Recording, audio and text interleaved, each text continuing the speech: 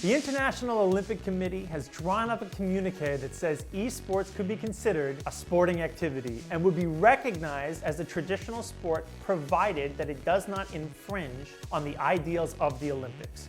And no, that doesn't include bankrupting third world countries and discarding multi-million-dollar facilities across their landscape like used condoms in a park. This is the equivalent of asking permission to marry your girlfriend. It's a nice token, but it's a token just as that. We're already a business that has exceeded expectations and is continuing to grow. So what's the fuss? Esports to the uninitiated is just a bunch of kids sitting in front of a screen, pushing buttons, and doing nothing productive with their day. When it's on ESPN, the amount of people jumping on Twitter to complain that a video game is on their sports channel escalates dramatically. Nobody truly understands what these kids have gone through, what this business is growing into. Now, if the Olympics, the godfathers of all things sport, give the industry the stamp of approval, doors start opening up across the board. Maybe we don't end up on ESPN 8. Maybe we end up on actual ESPN. Maybe players don't age out like the Lost Boys in Never Never Land and actually end up having a career that sees them developing into something more. The opportunities are endless.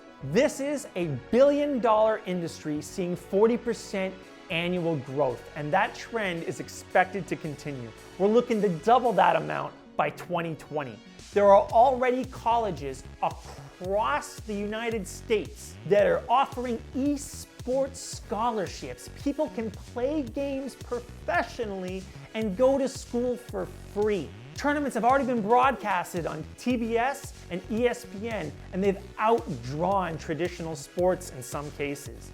Viewership is consistently growing. The business is consistently elevating itself while borrowing several aspects from the traditional sports, from broadcasting to production. There's still a lot to learn, especially in terms of monetization and regulation. However, the key point here is, while we're already growing, the fuss of the title doesn't really matter. You can be a sport.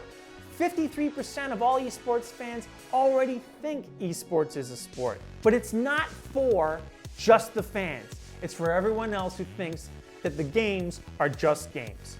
A friend of mine, real smart cat, he told me there is no harm in being everywhere.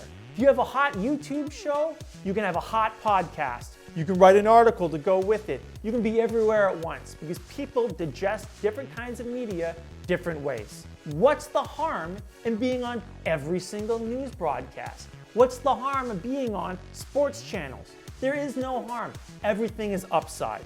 Whether the IOC gives esports a traditional stamp of approval is irrelevant. The business is booming and it's going to continue to do so. The skill and strategic thinking of players is not being tested on a field with a ball anymore, so much as it is being tested online in front of a screen.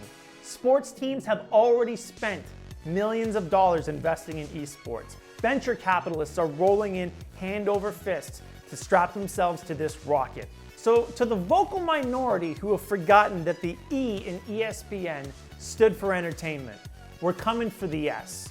To those people who have a difficult time explaining to their parents what they actually do, in a couple years, maybe it'll be as easy as saying, hey, I play video games and I make a lot of money. That's my name on that jersey. The girl that I want to marry, she's already wearing the ring.